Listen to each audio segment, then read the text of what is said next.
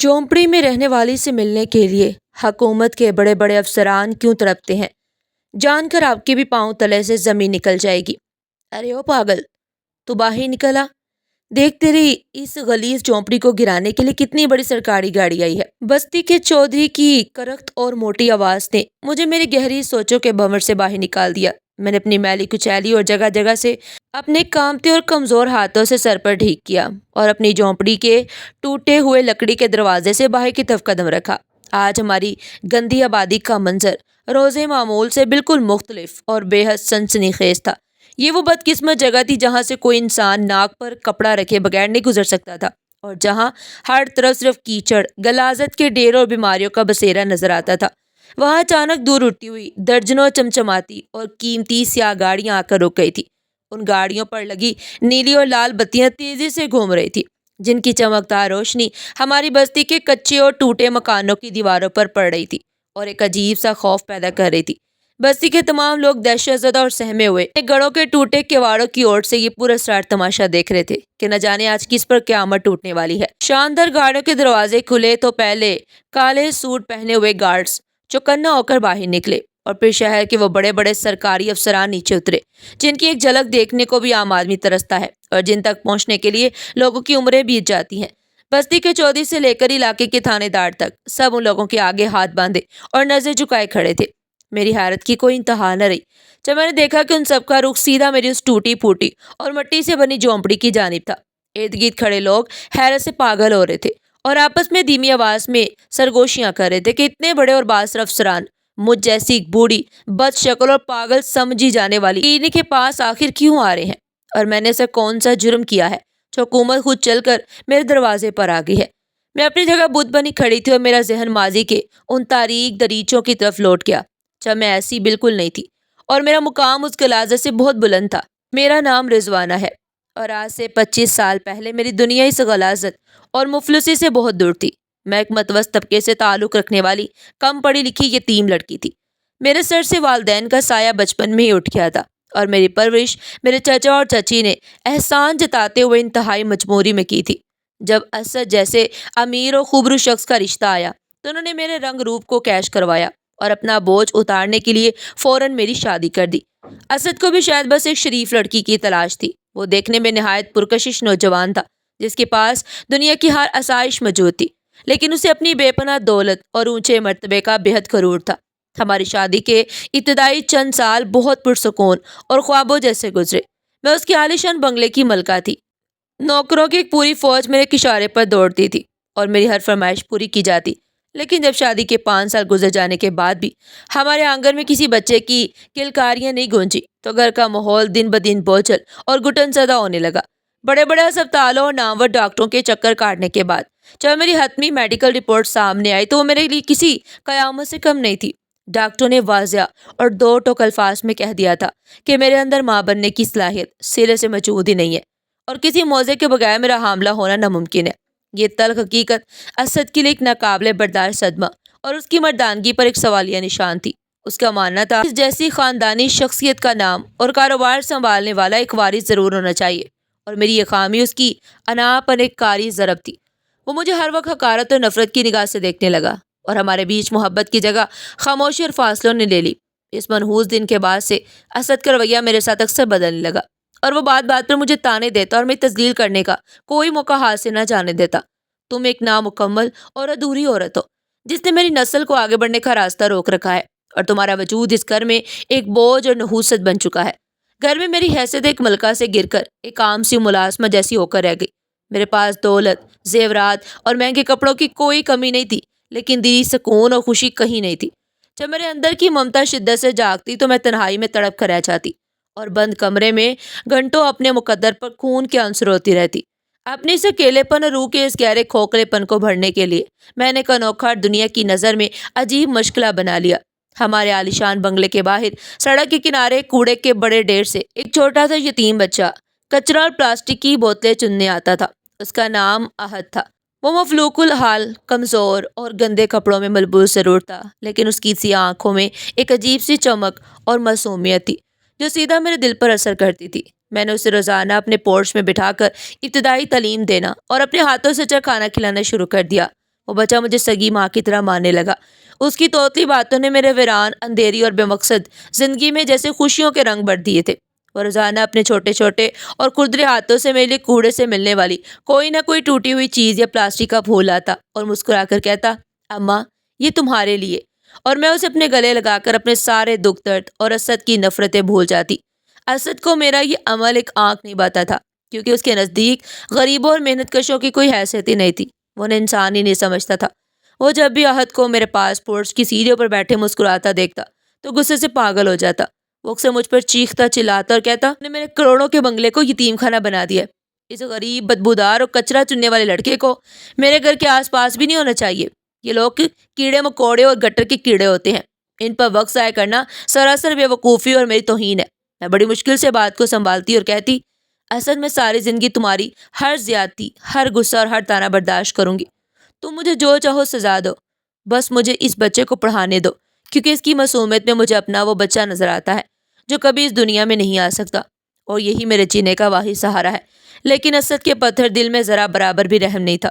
اس کا طبقاتی غرور اور خاندانی تکبر اسے کسی غریب کے لیے ہمدردی محسوس کرنے کی اجازت ہی نہیں دیتا تھا۔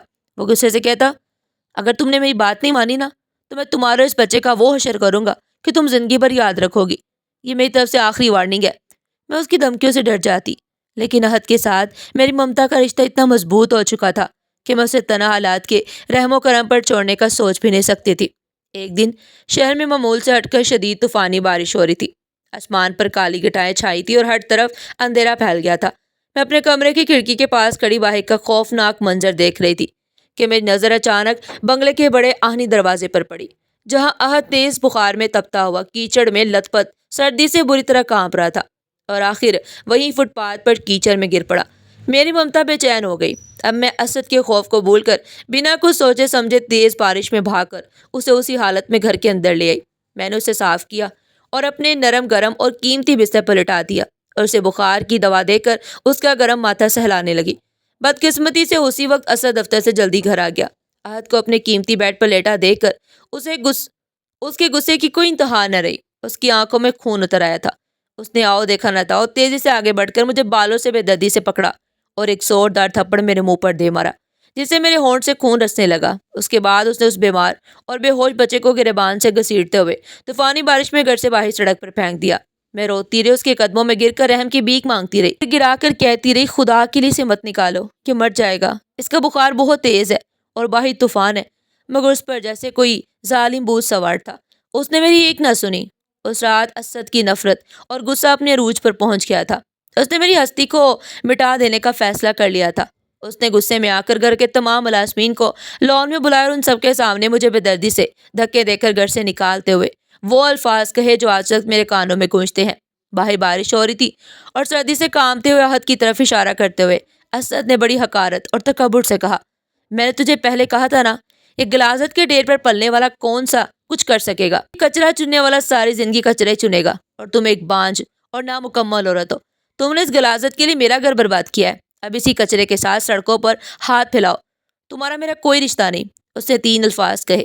اس کے اس بھیانک لفظ نے میرے وجود کو لرزا کر رکھ دیا اور میرے قدموں تلے سے زمین کھسک گئی۔ وہ دروازہ زور سے بند کر کے اندر چلا گیا اور میں شدید بارش میں بے یار و مددگار سڑک پر کھڑی رہ گئی۔ مجھے سچ میں اس وقت اپنا وجود ریزہ ریزہ ہوتا ہوا اور اپنی دنیا اجڑتی ہوئی محسوس ہوئی۔ سڑک پر کھڑے کھڑے سردی سے کانپتے ہوئے مجھے ایک لمحے کے لیے لگا کہ شاید اسد صحیح کہتا تھا، مجھ سے بہت بڑی غلطی ہو گئی ہے اور میں نے اپنے پیروں پر خود کلہاڑی ماری ہے۔ ایک لاوارث بچے کی خاطر میں نے اپنا بسا بسایا گھر اور اپنی پرسکون زندگی اجاڑ لی تھی۔ اسد کی نفرت صرف طلاق دینے تک محدود نہیں رہی، بلکہ اس نے میری تذلیل اور مجھے اذیت دینے کا ایک اور انتہائی ظالمانہ اور گھٹیا منصوبہ بنایا تھا۔ جب حق مہر کی ادائیگی کا وقت آیا تو اس نے مجھے کوئی رقم یا سونا دینے کی بجائے شہر سے بہت دور پڑا ایک بنجر ویران اور بدبودار زمین کا ٹکڑا میرے نام کر دیا۔ یہ وہ زمین تھی جس پر گھاس کا ایک تنکا بھی کبھی نہیں اگتا تھا، جہاں پانی کا نام و نشان نہیں تھا، جہاں صرف کچرا پھینکا جاتا تھا اور جو کوڑیوں کے بھاؤ بکتی تھی۔ اس نے اپنے وکیل کے ذریعے کاغذات کے ساتھ مجھے پیغام بھیجا، ایک بانجھ اور ادھوری عورت کو بنجر زمینی سوٹ کرتی ہے، اس لیے میری طرف سے تمہارے بانجھ پن کا آخری اور شاندار تحفہ ہے۔ اب جاؤ اور اپنی باقی زندگی اس بنجر زمین پر اس غریب بچے کے ساتھ کیڑے مکوڑوں کی طرح گزارو۔ یہ پیغام سن کر میرا دل خون کے آنسو رویا۔ میرے اپنے خونی رشتہ دار بھی میری غربت اور طلاق یافتہ ہونے کے داغ کی وجہ سے مجھ سے منہ موڑ چکے تھے، لیکن حسد کی اس طنز نے میرے اندر بجھتی ہوئی آگ میں ایک عجیب سی چنگاری اور بغاوت کی ضد پیدا کر دی تھی۔ میرے پاس اس وقت رونے، ماتم کرنے اور حالات کے آگے ہتھیار ڈالنے کا وقت نہیں تھا۔ میں نے ہمت ہارنے سے انکار کر دیا۔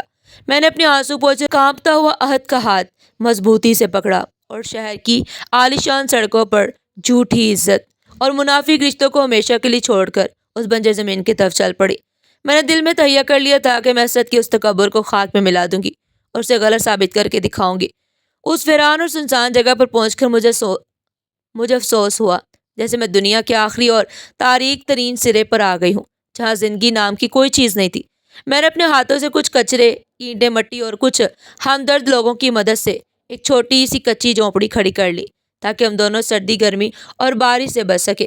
میرے پاس گزر بسر کا کوئی ذریعہ نہیں تھا، اسی لیے میں نے کسی طرح مدد مانگ کر لوگوں کے کپڑے سی کر اور آس پاس کے امیر گھروں میں جھاڑو پہنچا اور برتن مانجنے کی سخت مزدوری کر کے اپنا اور حد کا پیٹ پالنا شروع کر دیا۔ میری زندگی کا اب صرف ایک ہی مقصد باقی رہ گیا تھا، مجھے حسد کی اس تلخ اور چپتی ہوئی بات کو غلط ثابت کرنا تھا کہ حد کچھ نہیں کر سکتا۔ میں نے دن رات ایک کر دیا، راتوں کو جا کر سلائی کرتے میری انگلیوں سے خون رسنے لگتا اور میری آنکھوں کی بینائی کمزور ہونے لگی، لیکن میں مشین چلاتی رہی۔ میں خود کئی کئی دن تک بھوکی رہتی، آدھی روٹی کھاتی اور کئی بار سوکھی روٹی پانی میں بھگو کر گزارا کر لیتی، لیکن عہد کی پڑھائی کا خرچ، اس کی کتابیں اور اس کی فیس ہمیشہ پوری کر دیتی۔ اسے کبھی احساس محرومی نہ ہونے دیا۔ میری خاموش اور حد سے زیادہ محنت عہد کی بے پناہ ذہانت رنگ لا رہی تھی۔ وہ نہ صرف اسکول میں ہمیشہ اول آتا بلکہ اس کی آنکھوں میں کچھ بننے اور دنیا کو جیتنے کا ایسا جنون تھا جو مجھے ہر روز ایک نئی زندگی بخشتا تھا۔ وہ مجھے اکثر رات کو مٹی کے تیل کے دیے کی مدھم روشنی پر پڑتے ہوئے کہتا، ماں تو دیکھنا، ایک دن میں اتنا بڑا افسر بنوں گا کہ دنیا والے حیران رہ جائیں گے اور میں تیرے قدموں میں دنیا کی ہر خوشی لا کر رکھ دوں گا۔ وقت ایک بے رحم کلہاڑے کی طرح میری جوانی اور صحت کے سائے دار درخت پر پے در پے وار کر رہا تھا۔ میری ہڈیاں تک اس مشقت سے دیکھنے لگی تھی۔ دن رات پرانی اور زنگلو سلائی مشین کے بھاری پہیے کے ساتھ ساتھ میری زندگی کا تھکا ہارا پہیہ بھی گھس گھس کر آہستہ گھوم رہا تھا۔ میری آنکھوں کے گرد گہرے اور بھیانک سیاہ حلقے پڑ چکے تھے اور مسلسل باریک کام کرنے اور مٹی کے تیل کے دیے کی مدھم روشنی کی وجہ سے میری بینائی انتہائی کمزور ہو گئی تھی۔ میرے پاس پیچھے مڑ کر دیکھنے یا کسی سے مدد مانگنے کا کوئی راستہ سرے سے موجود نہیں تھا۔ میں نے اپنی جوانی، اپنی نیندیں اور اپنی تمام جائز خواہشات عہد کے روشن مستقبل کی بھٹی میں ہنسی خوشی جھونک دی۔ بستی کی صحرا ماسی اکثر اپنے طنز بھرے لہجے میں مجھے کہہ دیتی، ارے رانی، تو بالکل ہی پاگل ہو گئی ہے، ایک لاوارث کے لیے تو نے اپنی یہ کیا عبرتناک حالت بنا لی ہے۔ دیکھ تیرے بال جوانی میں سفید ہو گئے ہیں، اپنا خون تو اپنا ہوتا ہے، یہ ادار کا خون کبھی تیرا سگا نہیں بنے گا، ایک دن تجھے بھی اسی کچرے میں چھوڑ کر بھاگ جائے گا۔ میں مشین چلاتے ہوئے تھکے ہوئے انداز میں سر اٹھاتے ہوئے انتہائی سکون سے جواب دیتی، ماسی، خون گلیز نہیں ہوتا، نیتیں اور سوچیں گلیز ہوتی ہیں۔ میرا عہد ایک دن اس بستی کا اور میرا نام روشن کرے گا۔ اللہ کی لاٹھی بے آواز ہے۔ میری بات سن کر وہ سب حقارت بھرے کہکے لگاتے اور میرا مذاق اڑاتے ہوئے وہاں سے چلے جاتے، لیکن میرا دل جانتا تھا کہ میری محنت کبھی ضائع نہیں جائے گی۔ اور پھر وہ مبارک دن آ گیا جس نے میرے سالوں کی ساری تھکن ایک پل میں اتار دی۔ عہد دیوانوں کی طرح دوڑتا ہوا جھونپڑی میں داخل ہوا۔ اس کا سانس بری طرح پھولا ہوا تھا، اس کی چمکتی ہوئی آنکھوں میں خوشی کے موٹے موٹے آنسو تھے۔ اس نے میرے ہاتھ چومے اور روتے ہوئے بولا، ماں، میں نے بورڈ کے امتحان میں پورے صوبے میں ٹاپ کیا ہے اور مجھے دارالحکومت کی سب سے بڑی اور مہنگی یونیورسٹی میں مکمل اسکالرشپ مل گئی ہے۔ اب میں بہت بڑا افسر بنوں گا اور تیرے سارے دکھ ختم کر دوں گا۔ یہ سنتی میں نے اسے اپنے سینے سے لگا لیا اور میری آنکھوں سے شکر اور بے پناہ خوشی کے آنسو سیلاب کی طرح بہنے لگے۔ میں نے روتے ہوئے اس کا ماتھا چوما اور کہا، میرے بچے، مجھے کامل یقین تھا کہ تو میری بیدار راتوں اور میری تربیت کی لاج ضرور رکھے گا۔ آج تو نے اس بنجر زمین پر میری اس ٹوٹی جھونپڑی کو دنیا کا سب سے خوبصورت محل بنا دیا۔ میری محنت وصول ہوگی۔ عہد کا دارالحکومت کی طرف جانا میرے لیے خوشی اور غم کا ایک عجیب اور جان لیوا سنگم تھا۔ ایک طرف میرے دل کا ایک نازک ٹکڑا اور میری آنکھوں کا نور مجھ سے میلوں دور جا رہا تھا، اور دوسری طرف اس کی شاندار کامیابی کا چمکتا ہوا سورج طلوع ہو رہا تھا۔ جانے سے ایک رات پہلے وہ میرے پاس بچھی کھردری چٹائی پر بیٹھا، میرے کمزور اور سوئیوں سے چدے ہوئے ہاتھوں کو دبا رہا تھا، اور اس کی آنکھوں میں ایک عجیب سی اداسی اور خوف تھا۔ وہ نم اور بھاری آواز میں مجھ سے بولا، ماں، دعا کرنا میں اپنی پڑھائی پر دھیان دوں اور اس مغرور دنیا کو دکھا دوں کہ غریب کا بچہ بھی محنت سے آسمان چھو سکتا ہے۔ اگلے دن میں نے اسے روتے ہوئے اور دعائیں دیتے ہوئے الوداع کیا۔ شروع کے 2 سال بہت اچھے اور پرسکون گزرے۔ اس کے باقاعدگی سے خطوط آتے جن میں وہ اپنی کامیابی اور رات دن کی پڑھائی کا ذکر کرتا۔ میری پیاسی ممتا کو ایک عجیب سا سکون ملتا۔ لیکن پھر قدرت کا ایک اور کڑا اور بھیانک امتحان مجھ پر نازل ہوا۔ ہمارے علاقے میں مسلسل بارشوں کے بعد ایک انتہائی تباہ کن اور بپھرا ہوا سیلاب آیا جس نے پوری کچی بستی کو اپنی ظالم لپیٹ میں لے لیا۔ میری کچی جھونپڑی پانی کی بے رحم اور طاقتور لہروں میں تنکے کی طرح بہہ گئی۔ میں نے اپنی جان کی پرواہ کیے بغیر پانی میں گوتے لگا کر عہد کی کتابیں اور اس کے خطوط بچانے کی کوشش کی، لیکن قدرت کو کچھ اور ہی منظور تھا۔ میں بمشکل اپنی جان بچا کر بستی کے دوسرے کونے میں ایک اونچی جگہ پر پناہ لینے پر مجبور ہو گئی، جہاں کئی دن ہم نے بھوکے پیاسے کھلے آسمان تلے گزارے۔ اس ظالم سیلاب نے مجھ سے میری ٹوٹی جھونپڑی نہیں چھینی، بلکہ عہد کا وہ واحد رابطہ اور اس کی وہ تمام نشانیاں بھی چھین لی جن کے سہارے میں جی رہی تھی۔ میرا اور عہد کا رابطہ مکمل طور پر کٹ گیا اور میں ایک بار پھر اس ظالم دنیا میں بالکل تنہا اور بے سہارا رہ گئی۔ وقت گزرنے کے ساتھ ساتھ میرا طویل انتظار ایک نہ ختم ہونے والی حسرت اور روگ میں بدلتا جا رہا تھا۔ سال پر سال آندھی کی طرح گزر رہے تھے، موسم بدل رہے تھے، لیکن عہد کا کوئی اتا پتہ نہیں تھا۔ میں روزانہ صبح سویرے سڑک کنارے جا کر پتھر کی طرح بیٹھ جاتی اور دور اڑتی ہوئی سینکڑوں گاڑیوں میں اپنے لاپتہ بیٹے کا چہرہ تلاش کرتی۔ کڑی دھوپ میں چلتے چلتے میری جلد جل گئی تھی اور میرا دماغی توازن بھی لوگوں کی نظر میں مکمل طور پر خراب ہو چکا تھا۔ بستی کے لوگ اب کھلم کھلا مجھے پاگل فقیر نہیں کہنے لگے۔ جب میں سڑک پر دور مٹی میں بیٹھی ہوتی تو آتے جاتے امیر لوگ مجھ پر ترس کھا کر سکے میری میلی گود میں پھینک دیتے۔ محلے کی بزبان ماسی میں رستے ہوئے زخموں پر نمک چھڑکنے کا کوئی موقع ہاتھ سے نہ جانے دیتی۔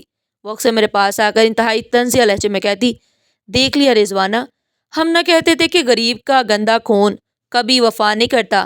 تیرا وہ کچرا چننے والا تجھے ہمیشہ کے لیے بھول کر کسی بڑے شہر کی رنگینیوں میں کھو گیا اور تو یہاں سڑک پر اس کے انتظار میں دھکے کھا رہی ہے۔ انجام تو ایسا ہی ہونا تھا۔ میں ان کی زہریلی اور نچتر جیسی باتیں سن کر خاموش رہتی، لیکن اندر سے میرا دل ٹوٹتا رہتا اور میری روح خون کے آنسو روتی۔ میں اکثر اٹھ کر خود سے باتیں کرتی، کیا واقعی اثر صحیح کہتا تھا؟ کیا میں نے ایک شراب کے پیچھے بھاگ کر اپنی زندگی تباہ کر دی؟ کیا میرے پالے ہوئے اس بچے نے بھی مجھے ہمیشہ کے لیے بھلا دیا؟ لیکن اگلے ہی لمحے ایک ماں کا سچا دل ان تمام شیطانی وسوسوں کو جھٹک دیتا اور میں خود سے کہتی، نہیں، میرا عہد ایسا نہیں ہے۔ میری پاکیزہ تربیت میں کوئی کھوٹ نہیں تھی۔ وہ ضرور کسی بڑی مجبوری میں گرا ہوگا اور ایک دن مجھے اسی جگہ ڈھونڈتا ہوا ضرور آئے گا۔ کہتے ہیں قدرت کی لاٹھی بے آواز ہوتی ہے اور جب وہ برستی ہے تو بڑے بڑے فرعونوں کا تکبر اور غرور خاک میں مل جاتا ہے۔ انہی اذیت ناک اور طویل دنوں میں نے اسد پر اس کے تکبر کا عبرتناک عذاب اپنی آنکھوں سے دیکھا۔ جس شخص کو اپنی بے پناہ دولت اور خاندانی مرتبے کا غرور تھا، راتوں رات اس کی چمکتی دنیا اجڑ گئی۔ اس کی فیکٹریوں گوداموں میں ایک پراسرار اور بھیانک آگ لگی جس نے چند گھنٹوں میں اس کے کروڑوں کے سرمایے کو راکھ کے ڈھیر میں بدل دیا۔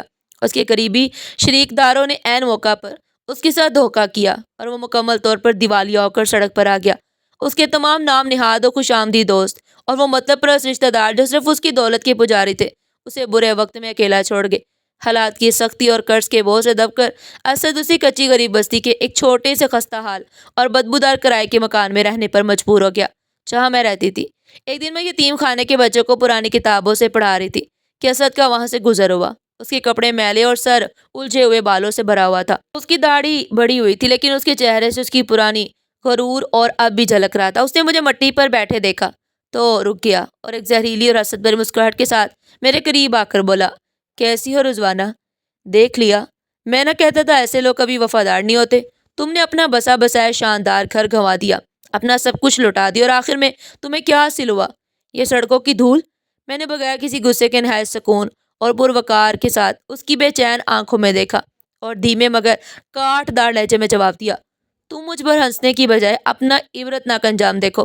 تم نے تو اپنے خون اور مرتبے پر غرور کیا تھا، آج تم بھی اسی غلاظت اور کیچڑ میں دھن سے کھڑے ہو جہاں میں کھڑی ہوں۔ قدرت کے فیصلے بھی مکمل نہیں ہوئے، وقت نے ابھی اپنا آخری اور فیصلہ کن کھیل نہیں کھیلا۔ میرا سچا صبر اور میری ممتا مجھے کبھی مایوس نہیں کرے گی۔ تم بس اپنی بربادی کا تماشا دیکھتے جاؤ اور انتظار کرو۔ میری یہ کاٹ دار بات سن کر وہ غصے اور ذلت سے پیر پٹکتا ہوا وہاں سے چلا گیا۔ میری زندگی اسی طرح یتیم بچوں کو پڑھاتے، ان کی تربیت کرتے اور سوکھی روٹی کھا کر خدا کا شکر ادا کرتے گزرتی رہی کہ اچانک شہر کی فضاؤں میں ایک ایسی تہلکہ خیز خبر گونجی جسے پوری کچی بستی میں ہلچل اور زلزلہ برپا کر دیا۔ حکومت نے دارالحکومت کے حکم پر ہمارے اس چھوٹے اور پسماندہ شہر کی ترقی کے لیے ایک بہت بڑے اور عالی شان میگا پروجیکٹ کا اعلان کیا۔ اس پروجیکٹ میں ایک انٹرنیشنل لیول کا جدید ترین ہسپتال اور ایک ٹیکنالوجی پارک بننا تھا، جس کے لیے ایک بہت بڑے رقبے اور کھلی جگہ کی ضرورت تھی۔ اور سب سے حیرت انگیز اور قدرت کا کرشمہ یہ تھا کہ حکومت کے سروے کے مطابق یہ سارا اربوں کا پروجیکٹ بالکل اسی زمین پر بننا طے پایا جو اسد نے مجھے طلاق کے وقت حق مہر میں ذلیل کرنے کے لیے دی تھی، اور جسے وہ بنجر، بدبودار اور بیکار کہہ کر تانے دیتا تھا۔ وہ ویران زمین جو کبھی کوڑیوں کے باؤ بکنے کو تیار نہیں تھی، اور جہاں بستی کے لوگ صرف اپنا کچرا پھینکتے تھے، آج راتوں رات اربوں روپے کی مالیت اختیار کر چکی تھی۔ بستی کے لوگ حیرت اور صدمے سے پاگل ہو رہے تھے جب انہوں نے دیکھا کہ بڑی بڑی سرکاری جیپیں اور بڑے بڑے نقشے اور کیمرے اٹھائے ہوئے افسران اس بنجر زمین کا بار بار معائنہ کرنے آ رہے ہیں۔ راتوں رات ہر طرف میری خوش قسمتی اور کروڑپتی ہونے کے چرچے ہونے لگے۔ ماسی جو کل تک مجھے تانے دیتی تھی، آج کی گراتی اور بھاگتی ہوئی میرے پاس آئی، مکھن لگاتے ہوئے خوش آمدی لہجے میں بولی، رضوانہ بہن، تو راتوں رات کروڑپتی بن گئی، میں تو قسمت ہی کھل گئی۔ اب تو تم محلوں میں رہو گی اور ریشم پہنو گی، مجھے بھی اپنی خادمہ بنا لینا۔ میں نے اس کی منافقت بھری بات کو کوئی جواب نہ دیا اور خاموشی سے اپنے یتیم بچوں کے پرانے کپڑے سیتی رہی۔ میرے لیے دنیاوی دولت کی اب کوئی اہمیت نہیں رہی تھی، کیونکہ میرا اصل سرمایہ اور میرے دل کا سکون برسوں پہلے کہیں کھو گیا تھا، اور دولت اسے واپس نہیں لا سکتی تھی۔ دنیا کی نظر میں میرے پاس دولت کی اب کوئی کمی نہیں رہی، لیکن میں نے اس قیمتی زمین کو بیچنے سے صاف اور دو ٹوک الفاظ میں انکار کر دیا۔ اس کی سب سے بڑی وجہ یہ تھی کہ میں نے اپنی دن رات کی محنت اور مزدوری سے اس زمین کے ایک بڑے حصے پر احد جیسے دوسرے بے سہارا اور یتیم بچوں کے لیے ایک چھوٹا سا کچا مدرسہ اور یتیم خانہ بنا لیا تھا۔ سیلاب کے بعد اندک محنت اور ٹھوکریں کھا کر اب یہ معصوم بچے میری جان اور میرے جینے کا واحد سہارا بن چکے تھے، اور میں چند پیسوں کی خاطر انہیں کسی صورت بھی بے گھر اور لاوارث نہیں کر سکتی تھی۔ حکومت کے چھوٹے افسران، وکیل اور بڑے بڑے پراپرٹی ڈیلر روزانہ میری جھونپڑی کا چکر لگاتے اور مجھے سبز باغ دکھاتے۔ ایک دن ایک متکبر سرکاری افسر اپنے ماتھے کا پسینہ پونچھتا ہوا میرے پاس آیا اور آفر دیتے ہوئے بولا، مائی تو کیوں خوار ہو رہی ہے؟ حکومت تجھے زمین کا اچھا معاوضہ دینے کو تیار ہے، تو یہ پیسے لے اور اپنی باقی زندگی کسی اچھی جگہ عیش سے گزار۔ میں نے اس کی طرف انتہائی سختی اور غصے سے دیکھا اور دو ٹک لہجے میں کہا، بابو جی میرے لیے مٹی کی زمین نہیں بلکہ میری ممتا کی سچی نشانی ہے۔ اس کے علاوہ یہ بچے میری اپنی اولاد ہے، اور میں چند کاغذ کے ٹکڑوں کے بدلے ان معصوم بچوں کی چھت نہیں چھین سکتی۔ وہ مغرور افسر میرا جواب سن کر غصے سے آگ بگولا ہو گیا اور دھمکی میں اس لہجے میں بولا، پاگل عورت، حکومت اگر چاہے تو یہ زمین زبردستی بھی قبضے میں لے سکتی ہے۔ تیرے جیسے فقیر اور کچرا چننے والوں کی کوئی اوقات نہیں ہوتی، تو جیل میں سڑے گی۔ میں نے بھی بنا ڈرے اسی لہجے میں جواب دیا۔ میں اس وقت پاگل تھی جب میں ایک ظالم شخص کی محبت میں گرفتار تھی، اب میں بہت سمجھدار ہوں۔ تم جو مرضی کارروائی کر لو، میری جان چلی جائے گی لیکن یہ زمین اور یتیم خانہ نہیں بکے گا۔ یہ معاملہ اتنا بڑھ گیا کہ اخبار اور ٹی وی چینلز پر بھی میری ضد کے خوب چرچے ہونے لگے کہ ایک پاگل ان پڑھ عورت نے اربوں روپے کا سرکاری پروجیکٹ روک رکھا ہے۔ اسد یہ سب تماشا اپنی آنکھوں سے دیکھ کر اندر ہی اندر جل کر کوئلہ ہو رہا تھا۔ جس زمین کو اس نے بنجر، بیکار اور بدبودار کہہ کر میری تذلیل کی تھی، آج وہ پورے شہر کی سب سے قیمتی اور سونے کی چڑیا بن چکی تھی، اور وہ خود کرائے کے ایک بسیندہ اندھیرے اور سیلن زدہ مکان میں دھکے کھا رہا تھا۔ اس کی حسد، جلن و لالچ نے اسے ایک بار پھر میرے پاس آنے پر مجبور کر دیا، اور وہ ایک بار پھر اپنا منافقانہ مکروہ چہرہ لے کر میرے پاس آ گیا۔ رات کا پچھلا پہر تھا جب وہ میری جھونپڑی کے ٹوٹے دروازے پر آیا اور انتہائی دھیمی اور سازشی آواز میں بولا، رضوانہ تم شدید بے وقوفی کر رہی ہو، چند بچوں کے پیچھے اپنے اربوں روپے کیوں ٹکرا رہی ہو؟ تو ایسا کرو، میری بات مانو اور یہ زمین حکومت کو بیچ دو۔ آدھے پیسے تم رکھ لینا اور آدھے مجھے دے دینا۔ آگے زمین میں نے تمہیں دی تھی، تمہارا سارا قانونی معاملہ سلجھا دوں گا اور تم میرے ساتھ مل کر ایک شاندار زندگی گزارو گی۔ میں نے اس کی حالت کو دیکھا اور مجھے اس کی گھٹیا اور گری ہوئی سوچ پر شدید ترس آیا۔ میں نے انتہائی سرد اور بیزار لہجے میں کہا، تم آج بھی وہیں گرے پڑے ہو جہاں آج سے 25 سال پہلے تھے۔ تم نے اس دن کچرے کے ڈھیر سے قیمتی ہیرے کو ٹکرا دیا، اور آج تم پھر ان غریب بچوں کو حقیر سمجھ کر ان کا حق ماننا چاہتے ہو۔ یہ زمین خالص میری ہے اور اس پر صرف ان یتیموں کا حق ہے۔ تم یہاں سے فوراً دفع ہو جاؤ، ورنہ میری دہلیز پر قدم مت رکھنا، ورنہ میں محلے والوں کو بلا لوں گی۔ میری اس دو ٹوک اور سخت بات سے اسد کا چہرہ غصے سے سرخ ہو گیا اور وہ دانت پیس رہا تھا اور بڑبڑاتے ہوئے وہاں سے ذلیل ہو کر چلا گیا۔ حکومتی افسران سے انکار کی وجہ سے حکومت کو مجبور ہو کر دارالحکومت سے ایک اعلیٰ سطحی اور بااختیار کمیٹی بلانا پڑی تاکہ وہ مجھ سے آمنے سامنے مذاکرات کر کے اس سنگین مسئلے کا کوئی حتمی حل نکال سکے۔ اور بری بستی میں یہ سنسنی خیز خبر آگ کی طرح پھیل گئی کہ کل دارالحکومت سے کوئی بہت بڑا افسر اس فقیرنی کا دماغ ٹھکانے لگانے اور زمین کا قبضہ لینے آ رہا ہے۔ صبح کا سورج اپنی پوری آب و تاب کے ساتھ چمک رہا تھا، لیکن ہماری اس پسماندہ اور گرد آلود بستی پر ایک عجیب سی خاموشی چھائی ہوئی تھی۔ بستی کا ہر فرد اپنے ٹوٹے گھر کی چھتوں کی اور بڑی سڑک کی طرف دیکھ رہا تھا، جہاں سے دارالحکومت کی اس اعلیٰ سطحی کمیٹی آنے والی تھی۔ حسب معمول اپنی کچی جھونپڑی کے باہر اپنی پرانی چٹائی پر بیٹھی تھی، اور میرے پاس میرے مدرسے کے کچھ یتیم بچے پرانی تختیوں پر حروف لکھ رہے تھے۔ مجھے کسی کا خوف نہیں تھا، کیونکہ میں نے اپنی زندگی میں اتنے دکھ اور اتنی ٹھوکریں کھائی تھی کہ مجھے کسی حکومتی اہلکار یا کسی طاقتور افسر کی دھمکی سے کوئی ڈر نہیں لگتا تھا۔ پھر اچانک دور سے سائرن کی تیز آوازیں سنائی دینے لگی، اور دیکھتے ہی دیکھتے درجنوں چمچماتی اور قیمتی سرکاری گاڑیاں ہماری اس خستہ حال بستی کی کچی سڑک پر پہنچ گئی۔ ان گاڑیوں کے دروازے کھولے تو ان میں سے صوبے کے بڑے بڑے سیکرٹری، کمشنر اور ڈپٹی کمشنر تیزی سے باہر نکلے۔ ان افسران کے چہروں پر رونق اور تکبر نمایاں تھا۔ وہ بار بار اپنے چہروں کو رومال سے صاف کر رہے تھے، جیسے ہماری بستی کی ان کے قیمتی لباس کو داغدار کر رہی ہو۔ مقامی پولیس نے فوری طور پر میری جھونپڑی کے گرد گھیرا ڈال دیا اور بستی والوں کو دور دھکیل دیا۔ میں نے ایک نظر مجمع کی طرف ڈالی تو مجھے وہاں اسد کھڑا نظر آیا۔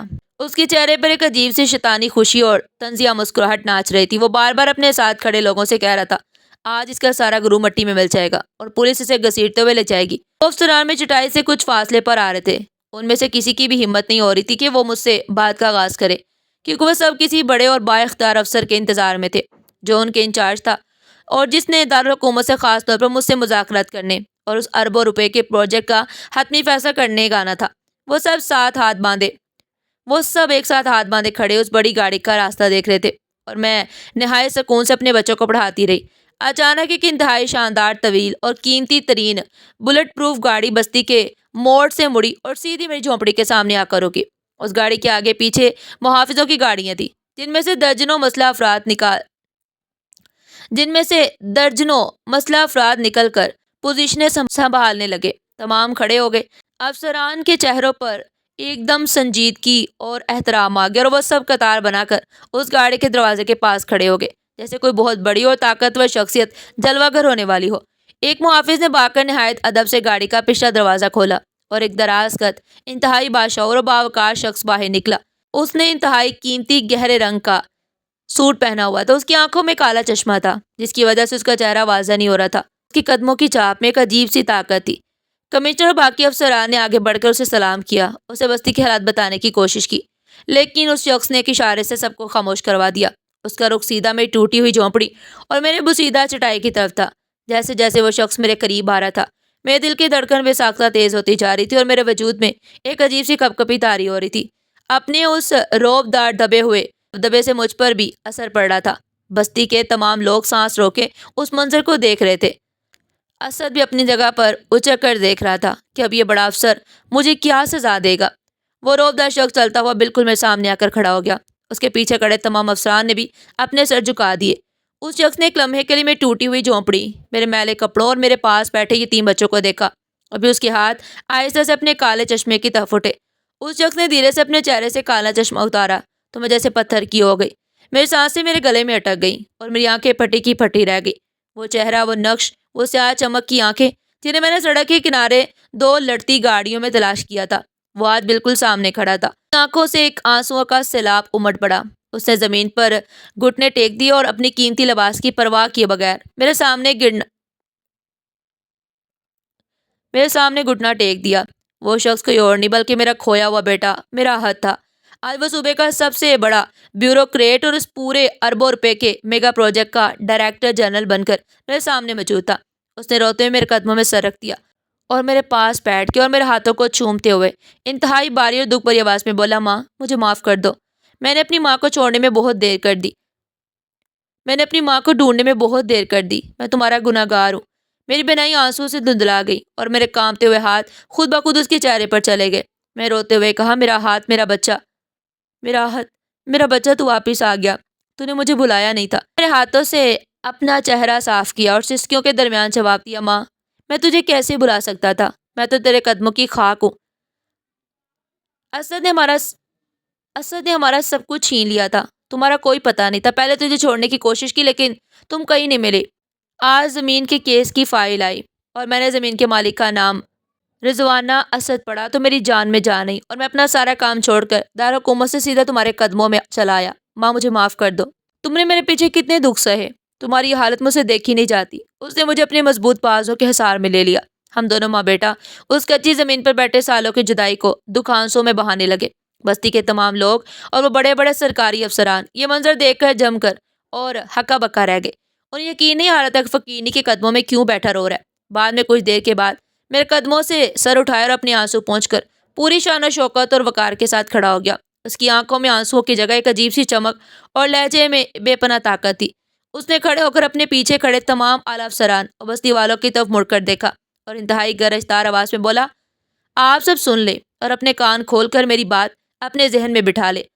آپ لوگ جسے ایک لاوارث سمجھتے رہے، یہ وہ عظیم ہستی ہے جس نے مجھے کچرے کے ڈھیر سے اٹھا کر اس کرسی اور اس مقام تک پہنچایا ہے۔ یہ میری ماں ہے اور اس زمین کی اکلوتی مالکہ۔ آج سے سرکاری پروجیکٹ اب اسی صورت میں بنے گا جب اس پروجیکٹ کے بالکل درمیان میں اور سب سے بہترین جگہ پر یتیم بچوں کے لیے ایک شاندار جدید ترین مفت ہاسٹل بنایا جائے گا۔ اس ہاسٹل کا نام میری ماں کے نام پر رضوانہ فاؤنڈیشن ہوگا اور حکومت کا ہسپتال اس کے ساتھ تعمیر کیا جائے گا۔ میری ماں نے جو فیصلہ کر لیا، مجھے یقین ہے کہ حکومت بھی اس فیصلے کا احترام کرے گی۔ آپ کی اس گرجدار آواز اور دو ٹک فیصلے کے سامنے کھڑے کمشنر اور ڈپٹی کمشنر کے پسینے چھوٹ کے انہوں نے فوری طور پر سر تسلیم خم کرتے ہوئے کہا، جی سر، بالکل ایسے ہی ہوگا جیسا آپ کی والدہ چاہتی ہیں۔ ہاں جی، نقشے میں تبدیلی کروا دیں۔ میڈم کا فیصلہ ہمارے سر آنکھوں پر۔ مجمع میں ایک دم سناٹا چھا گیا تھا۔ وہ لوگ جو کل تک مجھے تانے دیتے تھے آج ان کے منہ کھلے کے کھلے رہ گئے۔ وہ سب جان گئے تھے کہ میں کوئی پاگل نہیں ہوں، بلکہ ایک ایسے بیٹے کی ماں ہوں جس کے ایک اشارے پر پورا شہر چلتا ہے۔ میری نظر بے ساختہ مجمع کے پیچھے کھڑے اسد کی طرف اٹھ گئی۔ اس کا چہرہ صدمے، ندامت اور شدید کفر سے پیلا پڑ چکا تھا۔ وہ آنکھیں پھاڑے دیکھ رہا تھا۔ اسے اپنی آنکھوں پر یقین نہیں آ رہا تھا کہ جسے اس نے کیڑے مکوڑے کہا تھا آج وہ اس کے سامنے ایک ایسے دیوتا کی طرح کھڑا تھا جس کے سامنے بڑے بڑے افسران جھک رہے تھے۔ اس کے وہ غرور بھرے الفاظ آج اس کے اپنے منہ پر زوردار تماچے بن گئے تھے۔ جس وقت اس نے باندھ و منحوس کہہ کر ٹھکرایا تھا، آج اس کا بیٹا پورے شہر کا حکمران اور فیصلہ کن طاقت بن چکا تھا۔ اور جس زمین کو اس نے بنجر بدبودار کہا تھا، وہ زمین سونا اگلنے کے بعد اب ایک عظیم فلاحی منصوبے کا مرکز بن چکی تھی۔ وہ شرمندگی اور ندامت سے زمین میں گڑ رہا تھا۔ اس کی ہمت نہیں ہو رہی تھی کہ وہ نظر اٹھا کر میری اور عہد کی طرف دیکھ سکے۔ اس سے پہلے کہ کوئی اس کی طرف دھیان دیتا، وہ وہاں سے منہ چھپا کر ایک ہارے ہوئے جواری اور چور کی طرح ایسے بھاگا جیسے اسے اس کی اپنی ہی بربادی نے نکالا۔ میرے دل میں اللہ کی بے پناہ ذات کے لیے شکرانے کے جذبات آئے جس نے میری نیت کے خلوص کو رائگاں نہیں جانے دیا۔ عہد کے ساتھ میں مان کے ساتھ رہی اور مجھے اپنے ساتھ اپنے اس شاندار گاڑی کی طرف لے کر چلنے لگا۔ میرے قدم زمین پر پڑ رہے تھے لیکن مجھے لگ رہا تھا جیسے میں ہواؤں میں اڑ رہی ہوں۔ بستی کے جو منافق لوگ کل تک مجھے تانے دیتے اور میرا مذاق اڑاتے تھے، آج وہ مجھ پر پھولوں کی پتیاں نچھاور کر رہے تھے اور بلند آواز میں میری ممتا اور میری قربانیوں کی قسمیں کھا رہے تھے۔ صبح ماسی تو ہاتھ جوڑ کے میرے راستے میں کھڑی ہو گئی اور رونے کا ڈرامہ کرنے لگی اور معافیا مانگنے لگی، لیکن میں نے کسی کی طرف کوئی دھیان نہیں دیا۔ میں نے اپنے ان تمام یتیم بچوں کو اپنے ساتھ گاڑی میں بٹھایا جنہیں میں پڑھاتی تھی۔ اس نے اپنے گاڑی کا دروازہ خود میرے لیے کھولا اور مجھے انتہائی عزت اور تکریم کے ساتھ فرنٹ سیٹ پر بٹھایا۔ جب گاڑی نے اس گھر کو الوداع اور کیچڑ سے بھری بستی سے باہر نکلنے کی رفتار پکڑی تو میں نے ایک کھڑکی سے باہر دیکھا۔ میں اپنی اس ٹوٹی ہوئی جھونپڑی اور اس بنجر زمین کو الوداع کہہ رہی تھی جس نے میری جوانی کے 25 سال کھا لیے، لیکن اس نے مجھے ایک ایسی شاندار اور لازوال کامیابی دی تھی جس کی کوئی قیمت نہیں لگا سکتا تھا۔ قدرت نے میرے صبر، میری تنہائی اور میرے بلوس محبت کو وہ صلہ دیا جس کی مثال ملنا ناممکن تھی۔ میں نے ایک لمبا سانس لیا اور آنکھیں بند کر کے اپنے رب کا شکر ادا کیا جس نے مجھے ذلت کے اندھیروں سے نکال کر عزت کی روشنی میں لا کھڑا کیا۔